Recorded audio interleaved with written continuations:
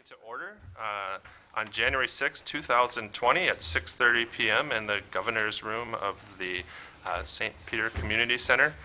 This is the 155th organizational meeting of the St. Peter Public Schools. So the first meeting was April 14th, 1865, which was the same night that Abraham Lincoln was assassinated. So, and no pressure, but 3 of those board members went on to be governor. So definitely not going to be me. So that's half of you then. So do we have a motion to adopt the agenda? Mr. Chairman, I would like to move that we amend the 6:30 agenda to place the Students of the Month section right after the oath of office for new members of the school board, so in moving it to item 5 of our yellow sheet. All right. Do we have a second? Second. All those in favor, say aye. Aye. Opposed, same sign. Motion carries, although we'll lose half our audience, but it's fine. All right, now we can stand for the Pledge of Allegiance. I pledge allegiance to the flag of the United States of America and to the republic for which it stands, one nation, under God, indivisible, with liberty and justice for all.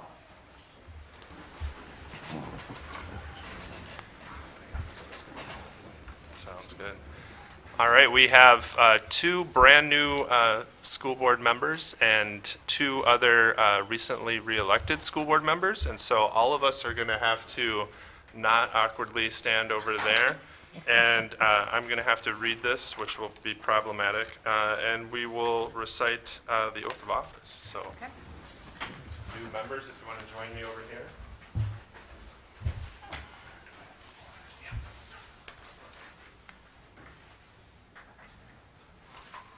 And having been present for like 6 of these, you'd think I would know better, but I don't remember what happened before. So I think just repeat after me.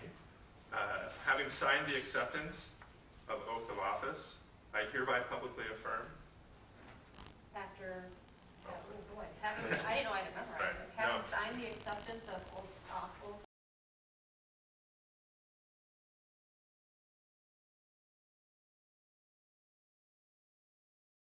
We'll do it slowly. How about we do Now that? you're going to do it slowly.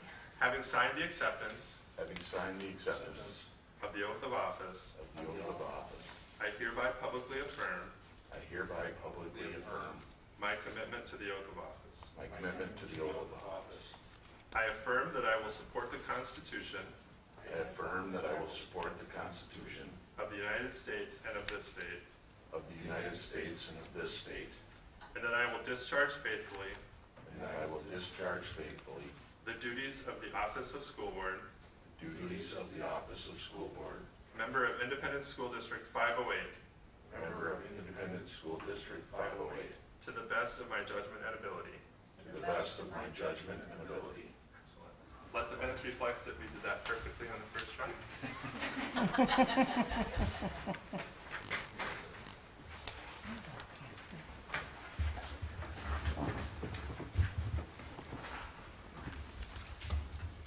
All right. Now we're going to call for the election of officers for the year. Students of the month. Oh, that's right, we amended it. Let's do the student of the month. Mrs. Engeldinger.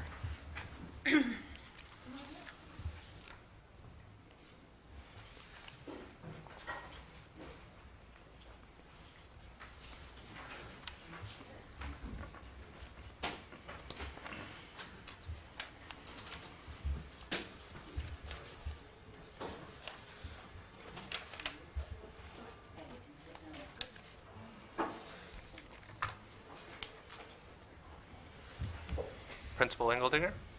Yeah, I'm happy to have the high school coffee cart crew here. Some of the members of our coffee cart crew are here to talk about a project that Ms. Leifried's classroom started during the first semester of the school year that all of the teachers and staff have greatly appreciated. I'll let them, I won't steal their thunder, I'll let them just tell you the concept and then how they implemented it and how it went. I've got Alyssa Campa here. and Emma Soderland, and their teacher, Ms. Leafried. I'll start. So I'm Liz Leafried. We kind of started this in our class because I have some students that are nonverbal that use communication devices. So that's kind of how it sparked an idea. So the students with the communication devices are the ones taking the orders. And then these two lovely ladies expressed that they would like to work at a coffee shop. And so kind of the step before going out in the community and actually working there, we thought we'd learn those skills in the school setting first.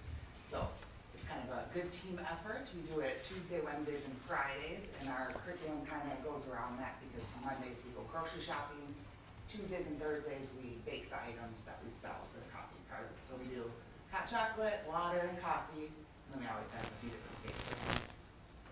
So I was going to ask the ladies, what is your favorite part about the coffee cart? Probably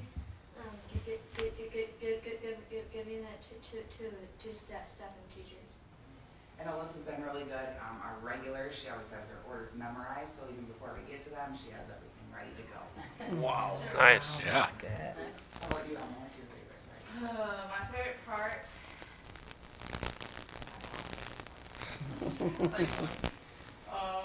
is that I do it with pride. And yeah. All right, and what have you guys learned from this? Patience. Patience. So working with, there's the, two of the other students are a lot more limited abilities, so being patient with them. And what you Emma? And then what I learned from it is you have to Listen.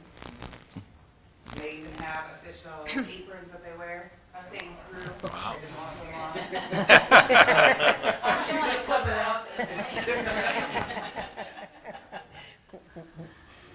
So if they go around the school and to staff, they've done baking, they've got beverages, and it's just by donation.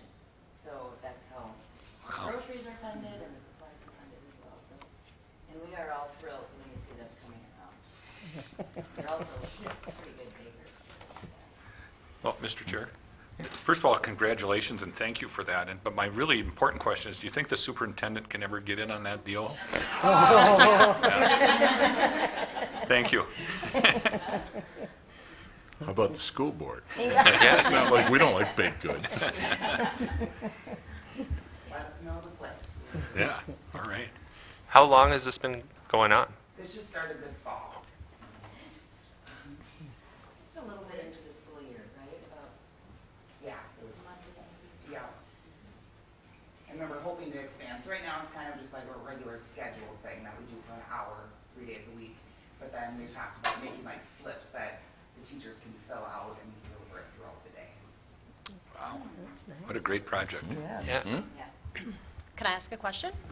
So Alyssa and Emma, so now you've had your feet kind of dabbled in the coffee making business. Is it still something you think you want to do when you graduate high school? Or do you think you might want to do something different? Or you don't know?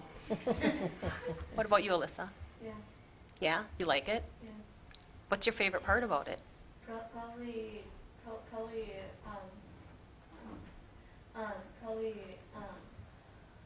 baking and delivering it. Awesome. Wow. That's pretty cool. Full service. Yeah. Yeah. And we've been talking about project-based learning at the high school especially for the last several years, and this is a perfect example of it. There's a need, hungry, thirsty staff members. And they developed an entire project and small business around that. And I Awesome. think too, like, you guys have developed relationships with more staff in the building than they would have on a daily basis. And it smells really good, I was just saying that. That's right. So how did these students choose to be involved? And if another student wants to be involved, how would they do that? Yeah, so when we started this, they already had it on their schedule as an employment block. So we were doing different jobs around the school at the time before we came up with this idea. So students, currently that would be in special education. If they want to sign up for an employment class, then they could sign up to do this with us. Great. Anybody we need to introduce in the audience? Some of their helpers are here tonight as well. Do you want to introduce the paras that have been helpful? Saints Brew. I'm more of a consumer. Than a helper. And then she eats it, so that means. Okay, that's Andy, back over there. And this is her. This is her. And this is helping with the project as well. Very good. That's awesome. So, thanks for having us. Thank you very much. Thank you very much Thank for you. the work you do. Yeah, We so appreciate much. it.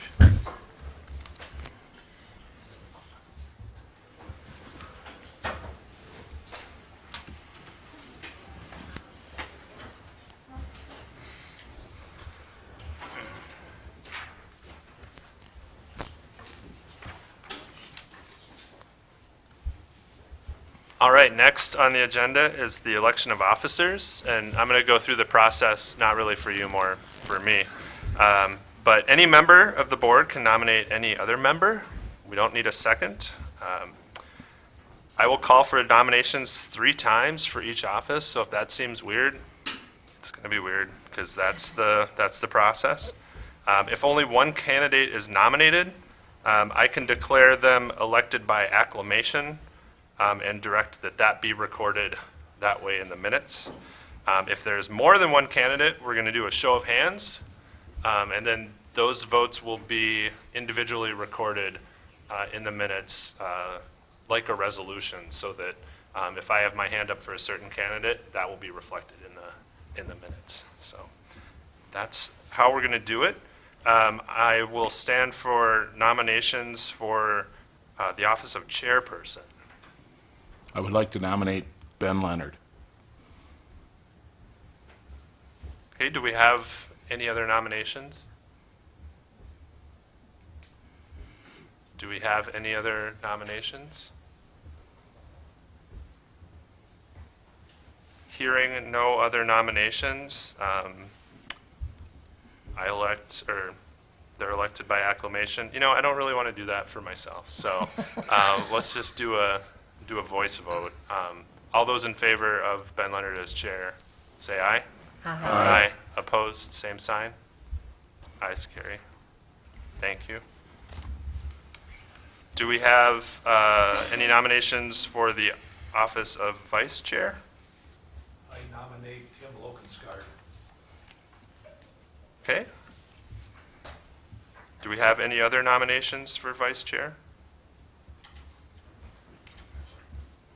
Do we have any other nominations for vice chair? Okay, hearing only one candidate nominated, I declare Tim Lokensgaard elected to vice chair by acclamation.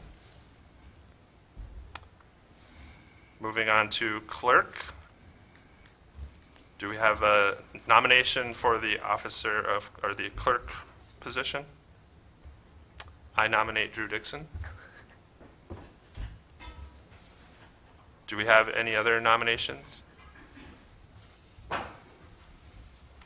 Do we have any other nominations for clerk? Hearing none, I elect Drew Dixon, declare them elected by acclamation to the clerk position. Thank you, Drew. We'll now take nominations for the office of treasurer. I nominate John Carlson. Are there any other nominations for treasurer? Any other nominations for treasurer? Hearing no more nominations, I declare John Carlson elected to the position of treasurer by acclamation. And I think that closes our election of officers. We need to designate official depositories for the school district. This is where we keep our money, and this is how we pay our bills. We currently have 7 depositories, and I will read them now. First National Bank of St. Peter, Pioneer Bank, Hometown Bank of St. Peter, CCF Bank, U.S. Bank of St. Paul, Wells Fargo, and MSDLAF, which is the MSBA Investment Program, which is the Minnesota School Boards Association. Yeah, that's the Minnesota School District Liquid Asset Fund.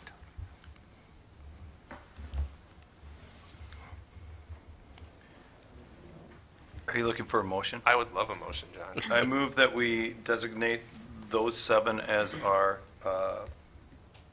depositories. Thank you. Do we have a second? Second. Awesome. All right, hearing a motion and a second. All those in favor, say aye. Aye. Opposed, same sign. Motion carries. Thank you. We also need to designate an official newspaper, and our newspaper for probably all of those 155 years has been the St. Peter Herald. So do we have a motion? I move to designate the St. Peter Herald as the official newspaper. Great. Second. Thank you, Vicki. Having a motion and a second, all those in favor, say aye. Aye. Opposed, same sign. Motion carries. We now need to designate an auditor for the school district audit. This has been for some time Abdo Eichenmeyer. Do we have a motion? I move to designate the auditor for our school district audit as Abdo Eichenmeyer. Do we have a second? I will second that one. Awesome, Tracy. Thank you. You don't get anything for your first second. Shoot. You get in the minutes. Get in the box score. We have a motion and a second. All those in favor, say aye. Aye. Opposed, same sign. Now, we need to designate the business manager or his designee to continue to make wire transfers for the school district. And this is important so that we can have our bills paid. I move that we designate the business manager or his designee to continue to make wire transfers for the school district. Second. Thank you. We have a motion and a second. All those in favor, say aye. Aye. Opposed, same sign. Motion carries. And now we need to designate the superintendent to approve non-resident student agreements. So it's my understanding that when a student from outside the district wants to come here, you need to designate. Yeah, so what happens is Minnesota has an open enrollment law that allows students to choose to open enroll in another district, but that application has to be made by January 15th of each year. If a student would choose to either come to our district or leave our district after January 15th, you need to enter into a non-resident student agreement. All of the school districts in our region routinely sign off on those non-resident student agreements because if a student would like to come here, we're more than willing to open our arms to them. And if for a reason a student would like to leave, we're going to grant that request by parents and students as well. So it's just a way to make things happen without holding everybody to that hard and fast January 15th open enrollment deadline. I move to designate the superintendent to approve non-resident student agreements. Second. We have a motion and a second. All those in favor say aye. Aye. Opposed, same sign. Motion carries. And now we need to set board salaries. I was trying to get prepared for this meeting and remember exactly when the last time we changed salaries was. Was it about 5 years ago? These were the same salaries that the school board members had in 2013-14. I can remember that. Okay. I know that we haven't had any prior discussion about changing this for the coming year, and I think Tim said something about $1 million for vice chair. I don't think I said that, but it was a good choice. That was, I misheard. Sorry, my bad. so those salaries are currently and have been since 2014. Board chair, $400 a month. Vice chair, $200 a month. Treasurer, $300 a month. Clerk, $250 a month. And director position, $200 a month. And then a $100 a month stipend for negotiations committee members as a recognition that that is a very labor-intensive committee. Do we have a motion to set board salaries? I move that we maintain the current board salaries as announced by the Second. board chair. We have a motion and a second. All those in favor, say aye. Aye. Opposed, same sign. Thank you.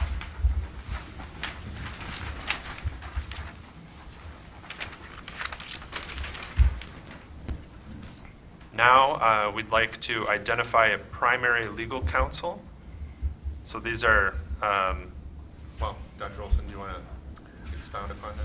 Sure, well, you know, the school district uses a number of different legal counsel depending upon the issue or contract analysis that might be in place. But typically, the school district has identified one primary educational law firm. And we've been using Kennedy and Graven as our law firm for the past 13 or more years. And I think they've done an outstanding job for us. And then you would also identify the individuals authorized to contact legal counsel.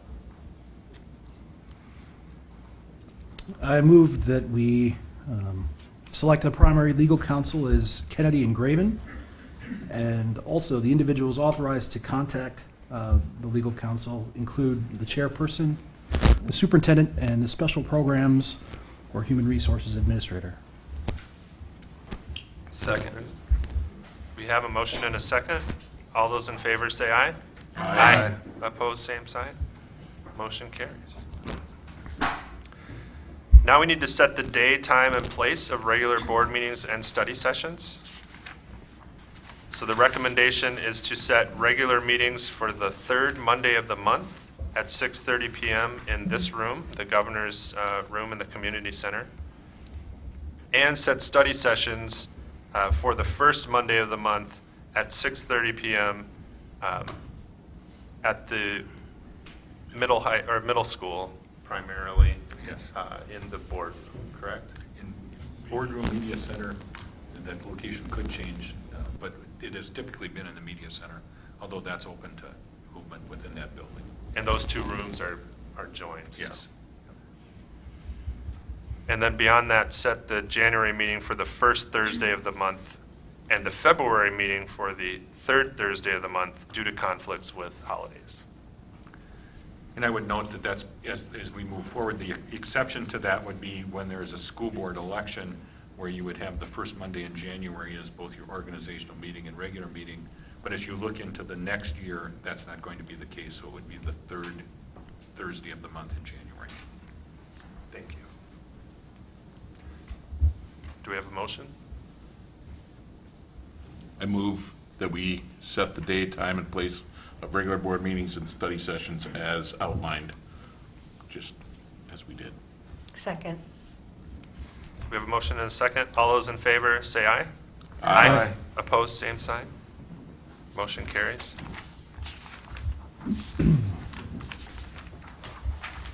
last item on our organizational meeting agenda is discuss appointments to committees.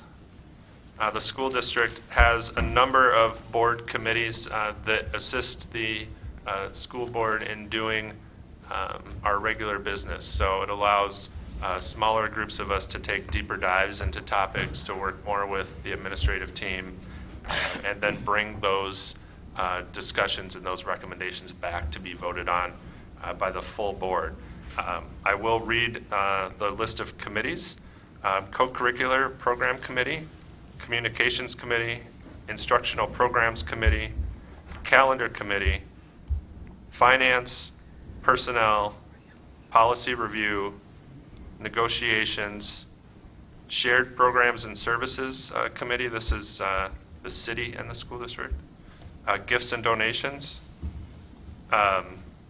School, City, County, College Committee, Community Education Advisory Committee, Legislative, Meet and Confer, Minnesota State High School League Advisory Committee, Minnesota Valley Education District, this is our board representative to the MVED board, Nicollet County Collaborative, 3-year technology plan, St. Peter Education Foundation representative, Ad hoc Facilities Committee, and the World's Best Workforce Advisory Committee.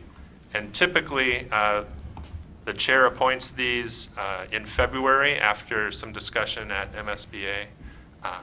But talking with Superintendent Olson, there were a few committees that we felt we needed to get going right away. And so I did go ahead and make some recommendations and draft a slate of committee members for those committees, and I can read those for the record now. The Finance Committee, I'll be chair of the Finance Committee. Bill and John will join me on the Finance Committee. Personnel Committee will be chaired by Drew, and Vicki and myself will join him. Policy Review, Vicki, if you could chair that committee, and then Tracy and Bill will join you. Negotiations, Tim, you've been chairing negotiations. We're still in negotiations with some employee groups. If you could continue to chair that, John, if you could continue to serve, and Vicki, if you would join them by taking Bob's spot on that, that would be great. Gifts and donations, Drew, if you could chair that committee, and I'll serve along with Tracy. Legislative Committee of One, John, you've been doing that, and the legislature's about to go back in session, so we wanted to keep you on that. And then Tracy, if you would serve as our board representative to the MVED board, that would be great. And like I said, the rest of these we'll work on and announce in February. I think that's it for the organizational meeting. So if there's a motion to adjourn. I'll make that motion. All right. Is there a second? Second. All those in favor, say aye. Aye. All right, organizational meeting is adjourned. And because I'm so bad at running a meeting, we only have to wait 3 minutes for the next meeting. So we will begin the regular board meeting at 7, as it says in the agenda. I would like to have the school board members, and Kurt, you're out there, aren't you, somewhere? Then we could have our new school board, all 7 of you, pose for a picture so we can get a press release out. Kurt, you can figure out how to convene these folks. Do we have to stand? I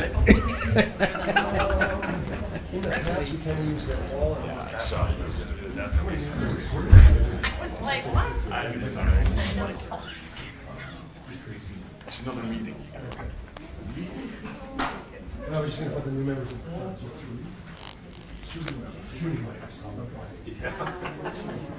Slide How do you want us? I'm going to have you stand in the wall. I was thinking of having how many new members in there? I have you kind of sit in the front of the file. Just have those guys sit in chairs. Would that work? It's kind of what we used to do in the city. You want to plant the flag if you want? Let's kind of, can you move the flag at least just for temporary? And then, otherwise, it's going to be, got to figure out where would be best center. Oh, you got a chair. Okay. And you guys can scoot this way a little bit. And then, yeah, John's good. Drew, you just Ben, make sure you're kind of centered. Right here. There we go. Okay. All right, there will be a flash, so. All right, here we go. Big smiles on the cue. Whoops, that snuck out. All right. Big smile. Yes, John. 1, 2, 3. I'm gonna try with that. Awesome. Thank you. All right. Good deal. Oh, and then let me get a picture of you. So yes. Together? Yeah, you choose. Did you have to work at 6:30 a.m. like you did, or 6:15? No, I work tonight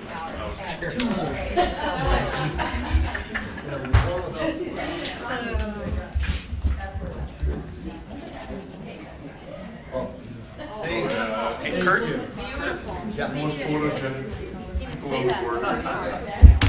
Sure. Oh, okay. That's cool. I don't know, after the These old. are Still looking on it. minutes. It's like, what? I hear your trip to Florida, you forgot your driver's license. Oh, my.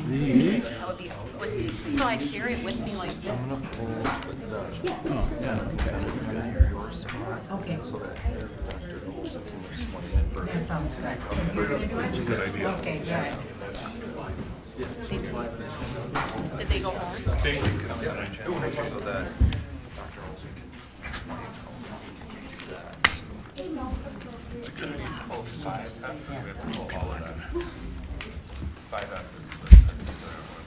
No, you can just. What do you mean 5F? We'll wait on that one, just in case. Yeah, that's, yeah, sorry. No, that's I only speak in alphabet when it comes to consent agenda. You saw nothing? So this is. Now you did. We gotta talk to Sarah. Okay, okay. Oh, like a request to speak?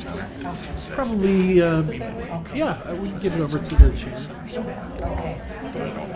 we'll probably. We're gonna, I would just get up and walk. Okay. Makes it more important. Okay, 'cause it's done. Oh, okay. Yeah, just receive it and thank you. Pass it along. I could, make it easy. I mean, rarely do we have someone Well, who's see like, what happened was, she called Jeez. me on December 20th, and then there was no way to do any paperwork. that needed. So we just called him and said, can you just fill in? Or you could have the job. Well, Painless, right? Which we've been talking about, I just the wanted first to do meeting. 1 or 2 days, but I don't know. And I said, well, whatever works. But I said, we're going to hire him, and she goes, yeah. So then we met Every time. the other day, and I said, I don't want this job. Oh, that'll be exciting one for you. You got good news. Yes, I fill in for the nurses. Your first meeting, it'll be exciting for you. And so, yeah, so they, Yeah, she's you gotta go. gonna take it away. I don't know. Speaking of nurses, is Mary Powers, is she back? Yeah, she's just working for her. and I Yeah, no, easy peasy. Easy peasy. Usually, I mean, Yeah, she's working. we've seen She works most of the stuff. stuff So I was it always going kind in of for struck some me of them, that this and then. looks to be just like a bit of a, But now she's like back. to the public, this probably just looks like a rubber stamp time. But a lot of the stuff we've hashed out, like goodies, and we have to do this again, huh? weird, and, you know, it doesn't get here unless it's pretty solid. So, well, It was. Cap. That's the way to do it. Yeah. You go to the consolation. All right.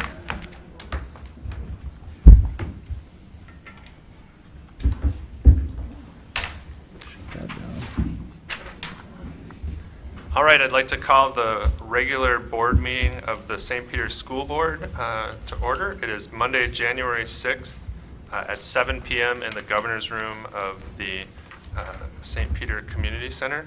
I'm the chair of the school board, Ben Leonard, and welcome to the meeting. Do we have a motion to adopt the agenda? so moved. second. We have a motion and a second. All those in favor, say aye. Aye. Opposed, same sign. Motion carries. We will consider any requests to speak to an agenda item. If you wish to speak to an agenda item, I believe there are cards in the back, and you can write your question on the card and get it to Sarah, and we can address that at the time of that agenda item. So, next is the approval of consent agenda items. And this is where I try and read the consent agenda. So often it's a long list, so just bear with me. Item 1, approve the regular board minutes of December 16th, 2019. Approval of the special board meeting minutes of December 18th, 2019. Approval of bills in the amount of $1,987,730.89 for December 2019. Mr. Chair, it was a tight schedule, but the bills are in order. Excellent. Thank you very much, Treasurer Carlson. Personnel, the acceptance of the resignation of a special education paraprofessional at the St. Peter Middle School effective December 20th, 2019. The acceptance of a long-term disability leave for a teacher, at North Elementary from January 1st, 2020 to March 31st, 2020. The approval of the hiring of a head cook at St. Peter Middle School effective December 16th, 2019. This is a replacement position. The acceptance of the resignation of the Youth and Development and Enrichment Coordinator at the St. Peter Community and Family Education Office effective December 16th, 2019. The approval of the hiring of an interim school age care coordinator with St. Peter Community and Family Education. This is an interim replacement position. The approval of hiring of an afternoon SAC assistant substitute at North Elementary. The acceptance of a resignation of a SAC school age care assistant with the St. Peter Community and Family Education Office effective December 20th, 2019. Mr. Chair, Yes. could we pull item F off of the consent agenda for discussion? We sure can. So do we have a motion to approve the consent agenda except for 5F? So moved. Any second? I second. We have a motion and a second. All those in favor say aye. Aye. Opposed, same sign. Motion carries. As to item F, I think, Dr. Olson, I was hoping that you could give just a clarifying note on that position. Well, sometimes there are questions about when a school board member would serve at any school district employment position. And school board members may serve in school district employment positions, but there are earning limitations. And I believe that the earning limitation is $8,000 a year. So in this particular case, Vicki Hager has been recommended as the approval of an afternoon SAC assistant substitute that will not exceed that $8,000 per year limit, but we thought we should pull that out and explain that so that there wouldn't be any questions, because there sometimes is the belief that a school board member cannot work for the school district, and that's not true, but there are earning limitations there. With that, I move that we accept item 5F on the consent agenda. Second. We have a motion and a second. All those in favor say aye. Aye. Opposed, same sign. Motion carries. Thank you. Moving on to student spotlight. We have Representative Alex Bocanegra, and she can give our student council report and introduce herself. So. Yeah, so, you don't know me already.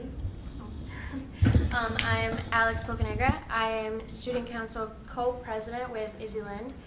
And so far what we've been doing, I think the Friday before we went on our holiday break, we were able to successfully deliver all of the Love Your Melon hats, which we started selling. And we were able to deliver to all of the schools and get order forms out for them. And then with that, we have discussed to possibly start selling at games, also for parents and anyone else who didn't get the chance to buy. And then we are also having this Thursday a Pet Fest for people. P4T is having the Pet Fest, which is the Escape the Vape, and that one, they are partnering with Cambria, and then so that will be the kickoff for their campaign. And then we are starting early planning for Snow Week, and we're figuring out different activities that we can do to involve students in all schools. And yeah. That's great. Yeah. Mr. Chair. So how was it getting back in the school seat today? Was it easier, or was it wow, this wasn't long enough break? Or? A lot of us were very anxious to come back, so I will say a lot of us could not sleep last night. But yeah, no, the excitement was definitely there. We were definitely ready to come back. And yeah, you could just tell, first class, a bunch of people, I haven't seen you in so long, hugging and just ready to start Good. school again. Keep chasing that feeling till mid-March. Yeah. We're almost there. I would say until June. So is that a recommendation for the calendar committee to shrink that break by a week or so? Oh, you get to definitely tell that we appreciated the long break. But yeah, we loved it. That's great. Thank you. Thank you. We'll move on. I will note that the Student of the Month, we visited with them during our opening meeting. So, but now moving on to action items. It's now time to consider approval of the high school course program changes for 2020-2021 and middle school grades 7-8 exploratory rotation for 2020-21. So, who wants to? So, Mr. Chair, maybe just a bit of a brief background. The process for setting elective offerings and course changes starts in part with the curriculum review cycle, but in addition to that, there are times when there are some course modifications that are suggested for the high school registration or middle school registration process. Those generally start with department, faculty kinds of meetings and discussions, and then those recommendations are all shared with the Instructional Program Committee. The Instructional Program Committee met on December 19th, and Mrs. Engeldinger and Mr. Graff reviewed those proposed changes, and so they're here tonight to share those again, and the Instructional Program Committee members can reflect on their take on those recommendations. Yeah, I'll start with the high school tonight, if that's okay. You'll notice, those of you who have been through this before, you'll notice this is there are 3 pages of either new course offerings or new course titles and descriptions just because of new instructors. And so I'm not going to go through every single course on here for you. Those of you who are on that committee, we talked about them for a nice long time. But I will say that the teachers and their excitement about new classes has really been sparked because of the facilities. We're still getting our feet wet with figuring out how to make the best use of the spaces that we have.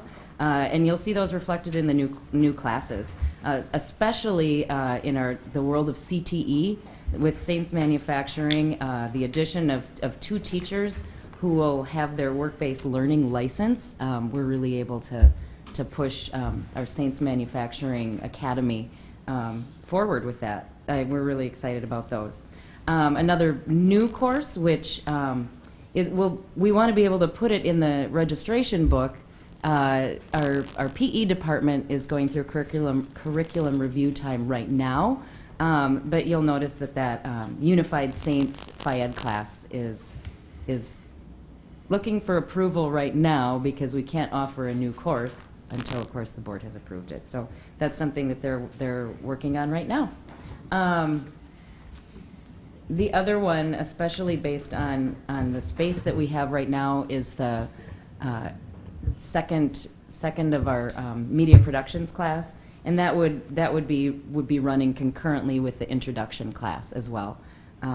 So kids who have taken that intro to Saints, I have to put my glasses on for this to see exactly what we're calling it, Saints Media Production. Those kids who are really caught the bug during that first class, I will have an opportunity to work on some more advanced projects. Our science department is always looking ahead for new classes, and you'll note that we don't put in here any that are coming out of the book. So most of these will be offered every other year with classes that we already have. An example would be that Science of Mindsets and Nutrition. We're planning on offering every other year opposite our biotech class. It keeps numbers up in those classes, and kids who are science-minded have an opportunity to take a lot of great science classes. The rest of these are just course name changes. Maybe I missed, but we might want to talk about the additional concurrent. Oh, yeah. Thank you for that reminder. We're also excited. We hope to be able to offer 2 new concurrent enrollment courses, one music appreciation, possibly 3, one music art appreciation, and hopefully a health class. Those have been moved forward to Minnesota State University Mankato right now, and so we're just waiting to find out if our instructors will be approved to teach those classes. That's an exciting opportunity for our kids. We're extremely close to being able to have articulation credits for kids, which means that if a student from St. Peter attends a MINSCU school, their entire first year of with all their general credits would be covered while they were in high school, if they're purposely taking those classes in order to do that. And maybe just as an explanation, particularly for people who might be watching, and a lot of people watch, by the way, for new school board members. This is a big time deal for them. They think it's nice viewing. So kind of talk about, how concurrent enrollment works. Yes. Concurrent courses are taught by St. Peter High School teachers who are qualified to teach college classes. Currently, that means that they have their master's degree. By the year 2022, those teachers will have to have their master's degree either in content area or a master's plus at least 18 credits in content area. The majority of our teachers who are already teaching these courses will qualify under those requirements already. But some are working on taking those additional 18 credits right now, because we really feel that this is a great deal for kids. A lot of kids are already entering their freshman year of college with an entire semester's worth of credits under their belt, which is a significant cost savings to their families as well. The other consideration is that those grades are the first on their college transcript as well. So they take them seriously, they're rigorous, but they also have the help of a teacher who knows and cares about them. I know my kid was very excited for the next media class. Oh, good. So That's great. Yeah, that's been I think that fun class. the public that are so engaged right now on TV and in the audience also, have seen the new facilities, and so when we talk about those, I think that it's easy to envision great stuff that could happen in those media labs or the theater or our science labs in those places. I think another key part of the new high school that a lot of people might not know about too is the shared office plan. So when I went to school, my teacher was in their room probably for most of the day, and when we were in the old building, that's the way the high school worked too. And now they share classrooms and they office together, and there are different disciplines close to each other, and I think that that's facilitated a lot of conversation that I think have led to collaborations and I agree, yeah. explorations Yep. like this. They have an opportunity to talk to their colleagues and brainstorm and dream about how it could be, and it's really moved things forward. Mr. Chair, I think I'm on the instructional program and listened to the presentation. One of the great things I think that the district is doing is slowly moving away from advanced placement classes and into more concurrent enrollment classes, which are more widely accepted even beyond MINSCU schools. Working at a private college, I know we accept many of those credits as well. So I think that's a great move for our district. Mr. Chair, the other thing I do want to just delve a little bit more into, really excited about Saints Manufacturing. Yeah. And so the idea is to have a student-run business that operates the entire business array of things, from manufacturing to marketing to the business end of it to making sure that there's quality control. All of those aspects are in place, and so Mrs. Engeldinger and team have been working hard with intentional business industry partners, and we hope at our February meeting to bring at least one of those formal partnership agreements to you for your consideration and hopefully approval. Yeah, that class is exciting. Not only will the kids have the opportunity to have this intentional partnership and work with an outside manufacturer, but also potentially come up with their own products. Yeah, it's pretty cool. Pretty cool. And with our new equipment, You know, currently we have the new plasma cutter. You know, we're always looking forward to the next, the next thing. But with that, the new equipment has also made that possible. So I don't really know how this works. If I just ask you if I can Yeah, ask go her for a it. question then? I have a lot of questions, but what I want to know is, I know there was some change in the sciences and doing physics first, and Yes. what's the feedback been on that, and how have those ninth graders been doing, and the other grades, and how's that all working out? You know, the biggest benefit that I've seen, and I hope that science teachers would agree, is that almost every science teacher is now teaching that physics class, and teaching. Almost everyone is teaching chemistry. Excuse me. Because of that, because of the switch, we don't have biology for this 1 year. Okay. And so the idea of a PLC having the opportunity to all work together on the same course has been a benefit that was kind of unforeseen from that. The ninth graders are doing great. Okay. You know, I think that it remains to be seen, especially because we won't be doing science MCAs this year, because those are taken the year that students are in biology. So hopefully we'll be able to see the results through that, and probably the math MCAs as well. And Mr. Chair, and Mrs. Engeldinger, I think there's one other thing you might want to mention is that accelerated ninth grade science. That's a part of the proposal as well. That's an addition.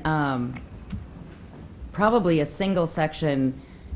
It'll end up being a single section of kids who are truly high flyers science-wise coming into the high school, and that will give those kids an opportunity to get both their physics and chemistry done in the same semester. So they really do truly have to be motivated science math kids. But it also, when you look at all of those science offerings that we have at the high school, it'll give those kids an opportunity to move through even more of those. You know, otherwise, when you look at some of these great classes, as well as we have science classes, you can earn science credits in our through our Ag Academy as well. It gives kids more of an opportunity to take more science. And the other thing I would mention that is, I think, is important is, as you indicated, some options or credit offerings are not taken out of the course registration guide, but students, they basically tell us what they want by how they register. Yep. And so we're really not talking about significant staffing increases or equipment increases. These fit within our existing staff, and Correct. the courses will be the ones offered that students and parents and families say that they want their kids to take. Mm-hmm. I'm hearing Mark sitting in this chair saying rigorous and relevant. And I think that's the easiest way to gauge relevance is what kids sign up to do themselves. So. Thank you, Principal Graff. Thank you. Yeah, so a little background. When we implemented our block schedule for this school year, one of the nice things about it is we were able to create a 6-week exploratory rotation. So our 7th and 8th graders roll through 6-week courses. And those exploratory courses are designed to supplement our core courses and also provide some hands-on opportunity with those 21st century graduate portrait skills. So in that 6-week rotation, the first 4 rotations are kind of your traditional exploratory courses in a middle school, your art, your facts, your health, and your STEM. The last 2 of those 6 rotations, we've created elective options for students within those departments. So this year we're running sculpture, which is our art elective, foods around the world, which is our facts elective, first aid CPR certification, health careers, which is our health elective, and then design and production, which is our STEM elective. Because those courses are offered to both 7th and 8th graders, we need to rotate those courses every other year to provide kids with 4 new options. So our proposed courses for next year for those exploratory elective options are art and cultures, which is our art elective, food, art, and cooking techniques, which is our facts elective, mental health and mindfulness, which is our health elective, and then environmental technologies, which is our STEM elective. That's great. I think the CPR class is so important too. I was at a meeting today at my day job, and we offered CPR training for some of our staff, and one person recently got certified as a trainer, and the day after that class saved someone's life. He was out at an event, and somebody needed CPR, and he administered it, and everything worked out. So you never know when when you need it. But. So you can determine to take each of these separately with a motion and a second, and then a consideration and vote, or you could do both together. It is a pleasure of the board as to how you'd like to move. I move to approve both the high school course and program changes for the 2021 school year, as well as the middle school grades 7th and 8th exploratory rotation for the 2021 school year. Thank you. Do we have a second? I'll second that. Excellent. Hearing a motion and a second, all those in favor say aye. Aye. Do we have any discussion? Yeah. I have no discussion. Okay. Aye. I'm just saying, that's for Thanks. discussion. All right. Good job, Vice Chair. Thank you.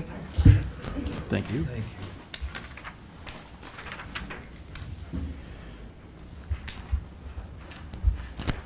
All right.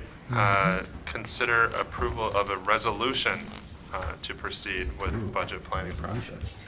General Yeah, as a part of the annual budget process for the school district, we, in the January meeting, asked the school board to direct the administration to develop budget plans for the next school year.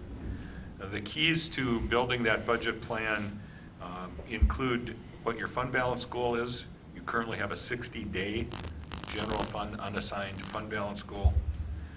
The enrollment projections, and we're very close to getting our demographic study completed from Hazel Reinhardt Consulting. So that'll be important information to take into place. And then the anticipated funding level provided by the state of Minnesota, and in addition to that, the federal government. So it is a part of that process is a formal request and a resolution to basically direct the superintendent and administrative team to begin developing budget plans to meet that budget goal within those kinds of assumptions about expenditures, state revenue, enrollment, and fund balance. I move that we consider the resolution to proceed with budget planning, with the budget planning process from our administration and superintendent. I second. We have a motion and a second. Discussion. I learned. All right, all those. Resolution. Oh, resolution. That's right, man. All right, a resolution will start with Director Hager. Aye. Aye. Aye. Aye. Aye. Aye. Aye. Thank you. Resolution passes. We're on action item 3. Consider approval of Dr. Soderlin donation, and I'll let Dr. Soderlin speak about. Well, thank you, members of the board, and Dr. Olson. The purpose of the donation is for professional development for paraprofessionals, and I have a statement I just would like to read if you'd indulge me, but thank you for the opportunity to acknowledge the tremendous contribution paraprofessionals make to our school district. Paraprofessionals play a vital role in public education and are extensively employed throughout the St. Peter School District. Their job duties are as varied as the children they serve. Paraprofessionals support our students academically, emotionally, and physically. They assist children with reading and math, then turn around and help prevent a conflict. They supervise the playground, then help a student with special needs use the restroom. We ask a lot of our paraprofessionals, and they consistently step up to meet the needs of our children and youth. Together with our teachers and administrators, paraprofessionals help to provide a high-quality education in a safe, caring environment. Their passion and commitment are evident.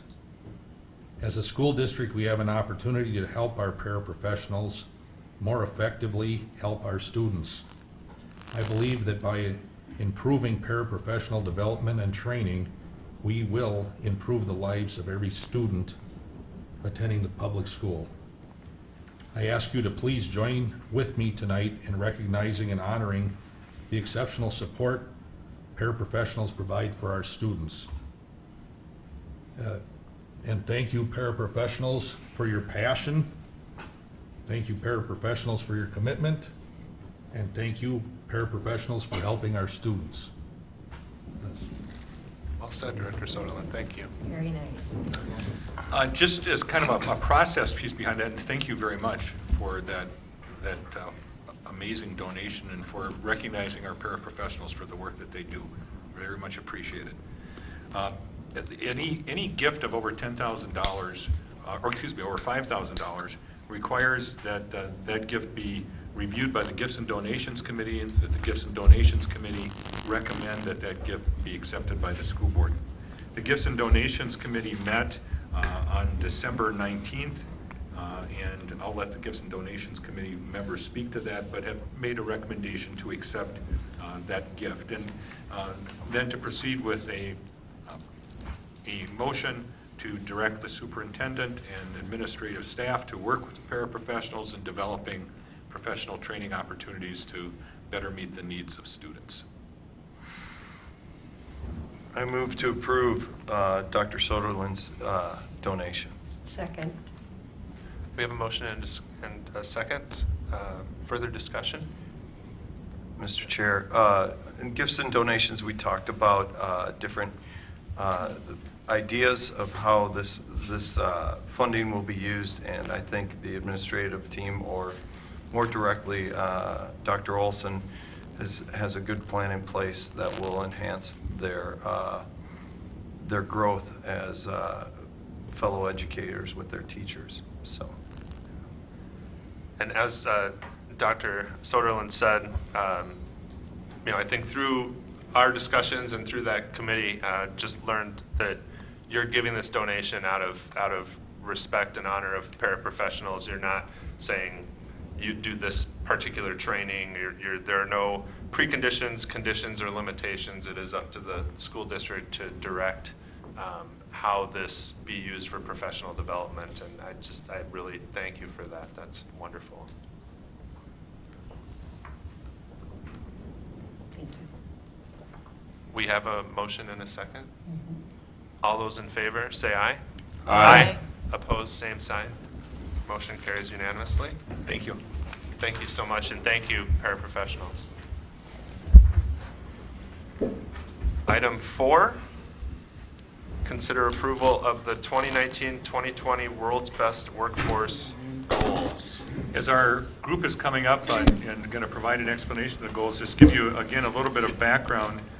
The World's Best Workforce has really 5 pillars to it. One is having all students ready for kindergarten when they enter kindergarten. A second is having students reading at grade level by 3rd grade. A third is closing the achievement gap for all of our identified student groups in the school district. A fourth is career and college readiness. And a fifth is having all students graduate on time with their classmates. So I think those are really, really good goals. The process in dealing with these goals, it seems a little bit like out of order in a sense when we're sitting in January and we're talking about 2019-2020 goals. The team, the administrative team and teachers and others, all staff members have been working through the professional learning community process on the development of goals in all of these areas since the data retreat that occurred in early August. But one of the things that is that slows us down a bit, to be totally honest, is our data collection points. And those data collection points are often outside of our control. So as an example, we can't really determine how many kindergarten students are ready for kindergarten until we get them into kindergarten and have an opportunity to assess them. So that generally takes a good, month to 6 weeks before we get our baseline data of kindergarten readiness. Our ACT test results used to be released in early August, and Mrs. Engeldinger, we received our ACT test results. I don't think we got them until early November. Early November. This year? So, if in a perfect world, MCA results would be on our hands in June. We got our MCA results, Mr. Doherty, in the end of August. Yeah, and this next year, they're set for the middle of August again. So, you know, the process does move forward. It does involve many, many stakeholders in setting the goals, but that's the reason why the final goals get presented to you in either that December or January timeframe, because of those data collection points. So with that, we'd like to have each of our administrators responsible for those goal areas review through those goals with you and then stand for any questions that you might have. All right, well, we'll start with Every Child Ready for Kindergarten, and as you may recall, in past board meetings, I've presented data related to the kindergarten checklist and students coming into kindergarten. In your board packet, you'll see two goals listed. The first was the 18-19 goal, and that stated that the percent of children who enter kindergarten in the fall of 2018 reported as averaging at or above level in areas assessed in the kindergarten entrance checklist will increase to 80%. And so that's just background information. We did achieve that goal. We actually achieved 83.75%. So then that leads us to the 2019 goal. That first sentence there is just stating that that was the number of students, the percentage of students who were at or above level. And then for fall of 19, the percentage of children who enter kindergarten this fall, 2019, reported as averaging at or above in the areas assessed on the kindergarten entrance checklist will increase to 85%. So certainly that data has been collected.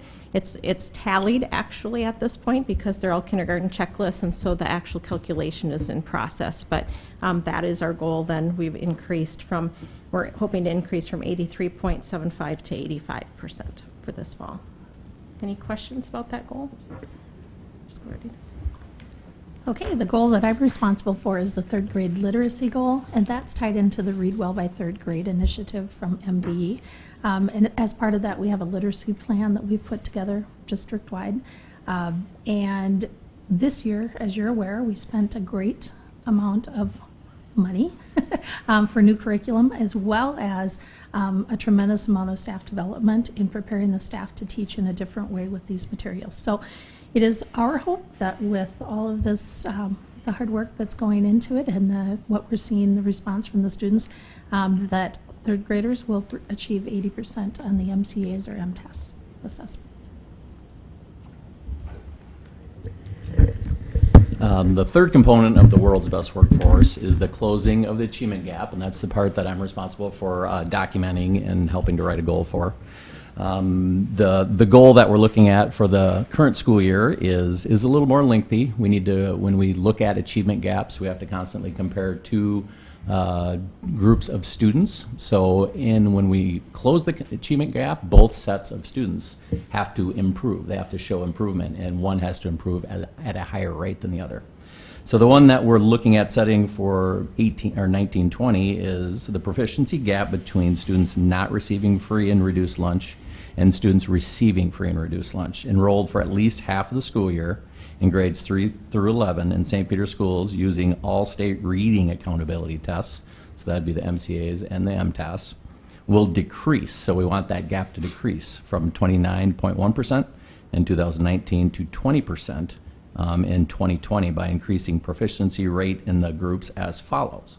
So students not receiving free and reduced lunch from 69.6% in 2019 to 71.6% in 2020. And then students receiving free and reduced lunch from 40.4% in 2019 to 51.6% in 2020.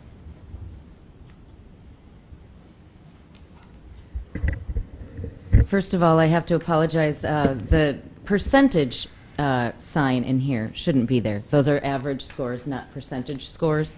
Currently, our main goal for college and career readiness is an ACT composite score goal.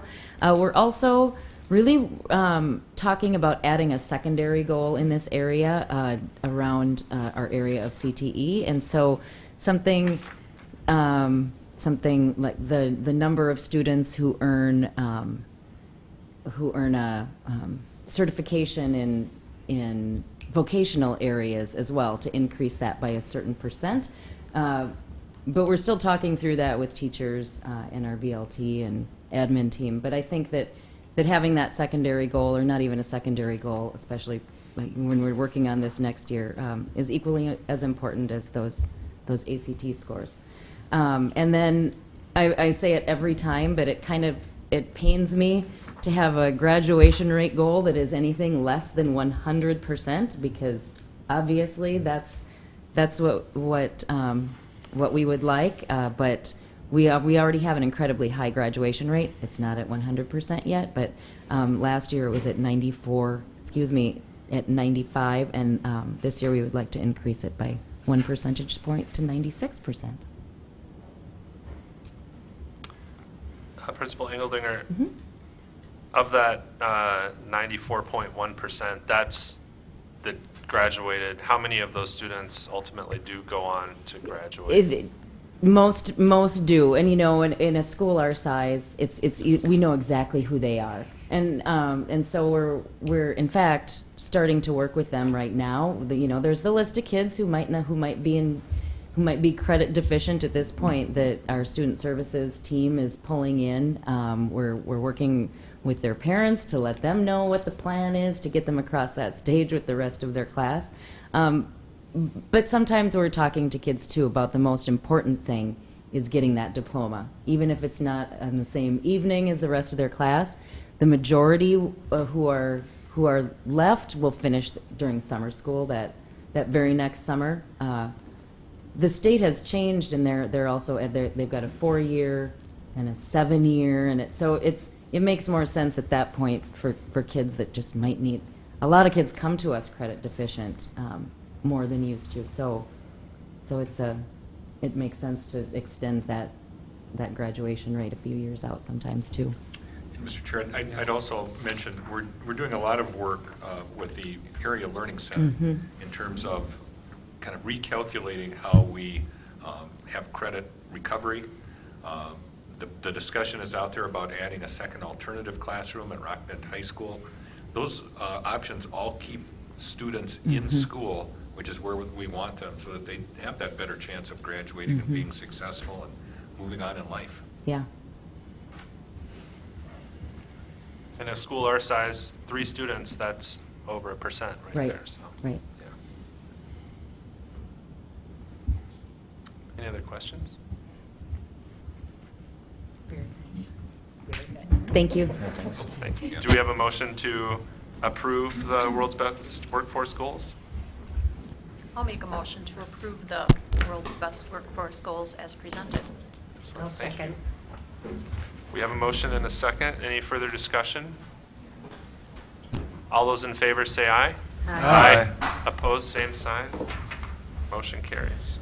That ends our action items for the evening. We'll move on to information items and superintendent search timeline. So, Superintendent Olson. In your packet, you have a draft superintendent search timeline that you will be asked to formally consider and adopt, and you may decide to modify that at your special meeting, which is set for Thursday, January 9th, this Thursday at 6:30 p.m. in the Middle School Media Center.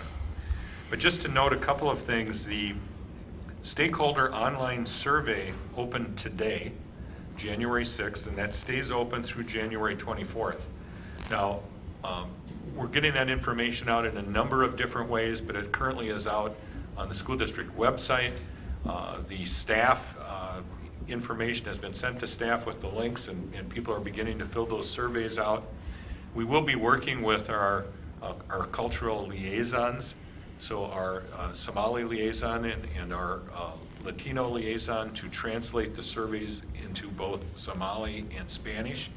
And one of the things that's kind of interesting is that we may need to do some focus groups with our populations, our Somali population and Latino population, because it's not always easy, even though the surveys are translated, to access those surveys on websites and other areas. So we'll be working with our liaisons on that area. There are a series of meetings upcoming on January 21st and January 23rd. There'll be staff meetings, there'll be a meeting with the administrative team, there'll be a meeting with high school students, and there'll be community meetings on both of those nights. On January 21st, there'll be a community listening session in the high school commons, and on January 23rd, there will be a community listening session in the middle school media center. Those listening sessions will be facilitated by representatives of the Minnesota School Boards Association Superintendent Search Team. And we certainly would encourage anybody who is interested to certainly fill the survey out, but also attend those community and staff listening sessions. Then on February 3rd, you will have another special meeting, and that will be designed to develop interview questions and interview procedures. That's part of the rationale and reason that we talked about also making sure that we had members of the Personnel Committee. The Personnel Committee may be looking at doing some legwork on reviewing different methods of receiving public input or public participation, staff participation in the interview process. The application deadline is February 24th, and then the first round of interviews are March 5th and 6th. Second round of interviews March 12th. The goal is then by March 16th at your regular school board meeting to have an employment contract in front of you to approve for the superintendent of schools for the St. Peter School District beginning July 1st, 2020. So you may have some other comments, any of you, or questions any of you want to make about that, but we wanted to make sure we ran through that timeline. And again, you'll be asked to formally approve or modify and approve that timeline at your special meeting on this Thursday. I saw the survey was out on the school's Facebook page. Are they, I'm guessing they're gonna be doing like a Infinite Campus, like blast out to all the parents? Are we gonna like advertise, I mean, how are we reaching people to get them to do that survey? So thank you. It's going to get me right to my, so what we've done is we've done a press release to local media, so that includes the St. Peter Herald, the Free Press, 1, 2, 3, 4, 5, 6, 7 radio stations in the area, KEYC Television, the St. Peter Chamber of Commerce. They do a blast that goes out. We're hoping that people retweet and have their Facebook followers get on that. We know that social media is a great way to get at people. But then in addition to that, we also are going to be, as I mentioned, doing some focus groups with our diverse student or parent and community populations. We also will have paper copies of the survey available for anybody who doesn't have the electronic means to take the survey, and we send those out with a self-addressed stamped envelope to have those surveys returned. And yes, Board Member Stewie, as you indicate, we will be doing that in email blast. And one of the things that we're waiting on there is we need to get some things translated into both Somali and Spanish so that that information can be noted to folks. But really trying to make sure that we have as many means as possible to get that message out. I know that Kurt Hildebrand, who is our school information and marketing coordinator, is also looking at connecting with the banks to put a message on their bank billboards that would indicate, where survey information can be found. So if you have other ideas, we're certainly open to anything else to figure out how to get that message out there. I would really like to see at the high school and maybe the middle school too, for sure the high school, if they could have maybe time during, I don't know if they still do, what do they do, Saints time or PLP or whatever they're calling it these days, maybe just try to instruct them to fill out the survey, give them some time at school to do it. It might be kind of interesting to see what the students, yes. Yeah, that's good.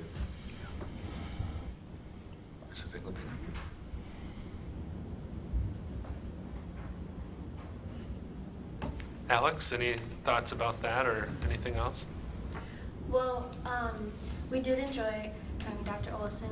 He came and spoke to the student council on like ideas that we could bring up with that, and then just like have like student involvement in that also, because I know a lot of students really have good ideas that they wish that they could bring up and everything. So I think that's a really good idea to bring up to students. Yeah. So, yeah. Excellent. Great, thank you.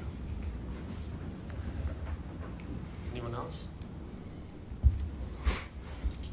Thank you. And as Dr. Olson said, this is an information item tonight, and it'll be an action item on Thursday. Time for a yearly comparison report of enrollment options. Yeah, so on an annual basis, you get a report on lots of information about enrollment. There's a mandatory report that has to be made in December to the Minnesota Department of Education. You had that in your December board meeting. But then in the January board meeting, we typically do an overall comparison. And I just want to highlight 4 points for you. There's data in your packet that backs that up. The first is that when you take a look at the percentage of students who are eligible to be students in the St. Peter schools, we now have 86% of all students that are eligible attending St. Peter schools. That is the highest percentage number, or in another way of thinking of the lowest percentage of total enrollment out since 2007 and 2008. So I think that's really a really important point to make. In terms of public to public school, that would be open enrollment in, open enrollment out. We had a net change of plus 43 in open enrollment in from the 2018-19 school year to the 2019-20 school year. So that's, again, really positive. In terms of other enrollment options, and this is something that really has changed in the last 25 or so years. There's really all kinds of choices for students in terms of how they want to have their education and receive their education. From open enrollment to superintendent or to non-resident tuition agreements. We have 25 high school options within 25 miles of here. I mean, it's just amazing. Then you look at charter school options, you look at online options, you look at parochial school options, you look at homeschool options, you look at post-secondary enrollment options, which allow students to take courses at colleges and universities and technical colleges. There are just a ton of different opportunities there. So we think that we're showing that we're attracting and keeping more students in our school district, which is certainly something that we want to do. We want to be the school district of choice in this region, and I think that we're showing that we're moving in that direction. So just wanted to highlight those pieces, and I'd certainly stand for any questions, or you may have some other comments or observations that you'd like to make as well.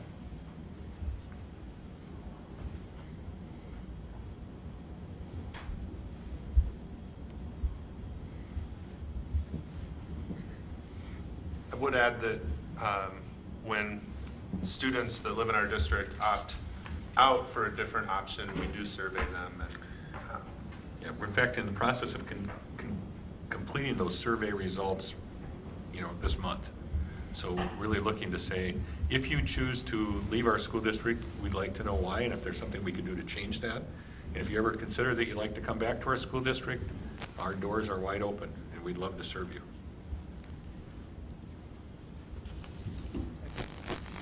thank you. Move on to our last information item, fund balance tracker. So on a biannual basis, you receive an update on the changes that have occurred since you adopted your preliminary budget at your June school board meeting. So you adopt that preliminary budget, and then a number of things happen throughout the year, and typically we move then to a formal adoption of a revised budget in April, and then you're back to a new preliminary budget for the next school year in June. But if you have in your packet a list of 12 items that have been board approved that have occurred since the adoption of your preliminary budget in June. And those 12 items total $200,000. And so once in a while, before we started to move to this budget tracker, we would get questions at the board table, and they were good questions like, wow, how did our budget go up by $200,000? And we're not talking about negotiated settlements or anything like that. These are other items. So the City of St. Peter improvements that we share with our Community Spirit Park, that's $25,000. The transportation contract, which had been flat for a number of years, increased by $52,000. We had added some school readiness positions. That also is in line with the World's Best Workforce goal of having all students ready for kindergarten. We you authorized significant professional development in both the area of math and English language arts. $54,000 in the summer of 2019 and another $8,000 in June of 2020 upcoming. We had some middle school paraprofessional hours change. That's approximately $2,000. You have a superintendent search process of $7,500. The demographic and housing and enrollment study of $5,000. We needed to create some larger space for our middle school STEM program. So at the MEA break, we switched some rooms around, and that required some additional purchase of equipment. That was at approximately $4,000. You have a school board election, which is $10,000. And then we estimate care and treatment expenses at approximately $24,000. So those are students that are placed outside of our district in residential care and treatment centers. And so it's hard to predict what those expenses would be, but when a student does get placed in a situation or a setting like that, they are expensive programs to operate. So that's our first 6 months of the year budget tracker, and typically that's when you have the most of those increased expenses, but there'll be some additional expenses that we'll track in the next 6 months as well. So, questions from anybody? Well, I'm going to go out on a limb and making it sound like just want to make sure I'm understanding. So this is just amounts that are beyond what we had anticipated in our budget? Is that what the budget tracker is? They're things that were we always called them expected but unanticipated. Okay. So we always know that you're going to have these, but we don't account for those in the preliminary budget because we haven't seen what those expenses Okay. might be. Thank you. And we all, the school board voted on them prior, Oh. but this is a good way to remind us Gotcha. that we Right. did agree to spend $200,000. Yep. Gotcha. Thank you. Good questions. Anybody else? All right, thank you. On to reports. Principals.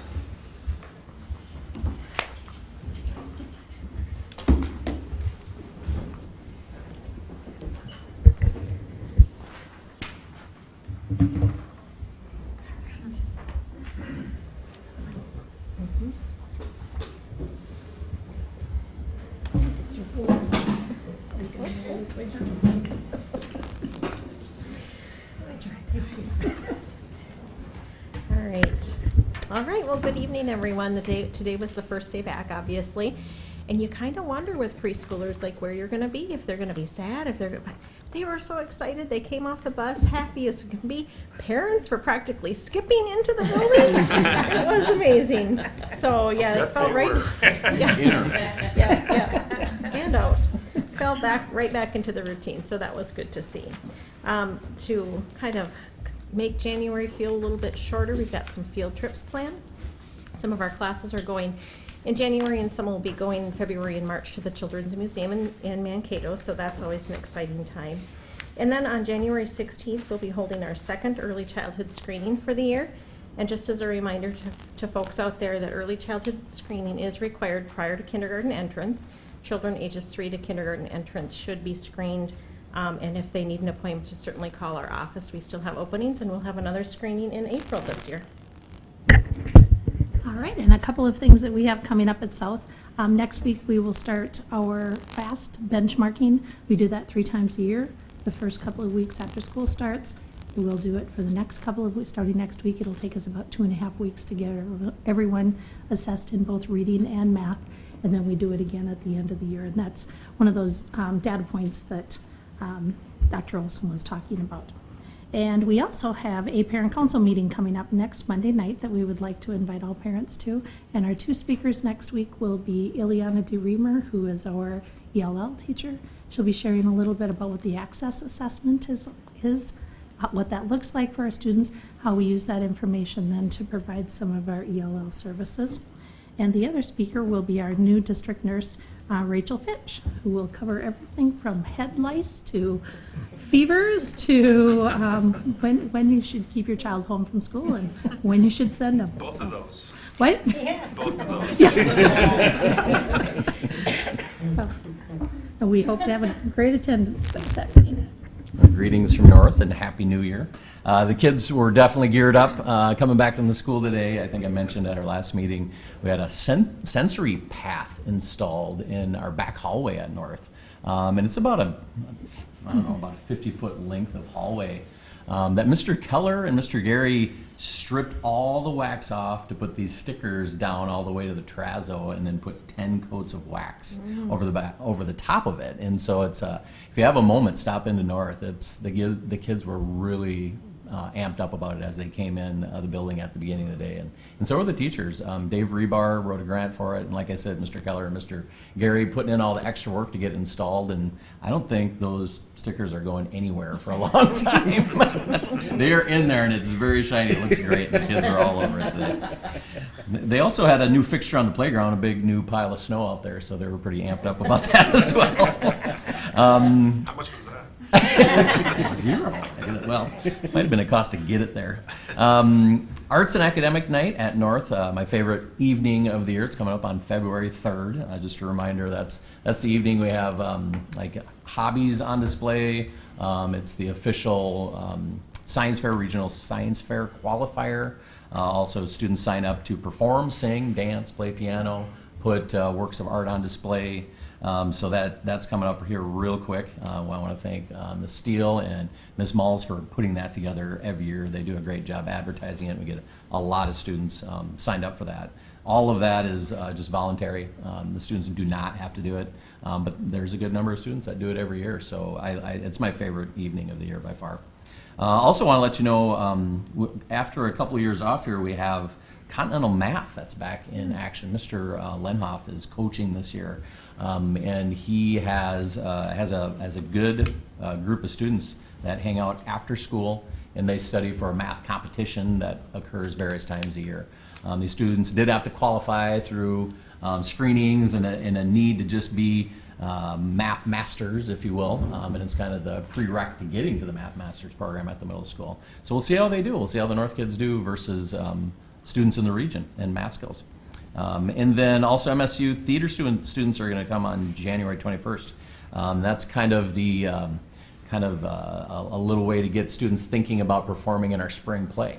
So the MSU students come, do a great job every year, and then students think like, hey, maybe I could do that and put together a spring play every year. So we're looking forward to that. This month's advisory theme is the E in Saints Pride, which is empathy. So students in the 5th and 6th grade will be discussing empathy, what it looks like, how you show it, and what I'm excited about will be implementing peace circles, which is a strategy that we'll use hopefully throughout the building in terms of some conflict resolution, restorative practice strategy. Auditions for our first ever musical will be on Wednesday and Thursday of this week. They are doing How to Be Minnesotan.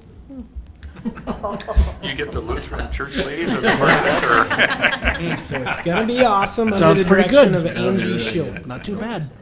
Should be When do good. tickets go on sale? What's that? When do the tickets go on sale? Well, there won't be any tickets. Just show up. And it's scheduled for March 6th, Friday, March 6th. Hopefully we fill up the auditorium so the following year we have to do it out at the high school. Right. It's going to be so Kick many you guys out. accents. And then the last update, our student council has been working hard. They meet once again on Wednesday of this week to plan our winter dance, which is not a formal, but it's just a winter dance, which is scheduled for February 7th. So we intend to have 2 dances like we've had in the past, one in the winter and then one in the spring. In each event, we have 2 separate dances, one for 5th and 6th grade because they like to more run around and play tag, and one for the 7th and 8th graders because they like to move. So that's coming kind of like this. Exactly like. It's a tough act to follow. I just want to also mention again, Alex mentioned the Cambria Cares program, and they are helping to fund the Escape the Vape campaign that's kicking off on Thursday during Saints time at the high school. And our Project for Teens kids are helping organize that and getting everything planned and ready to go. And thank you to Shay Rohr-Cassie and Kelly Jensen, our staff members who have been helping a lot with that.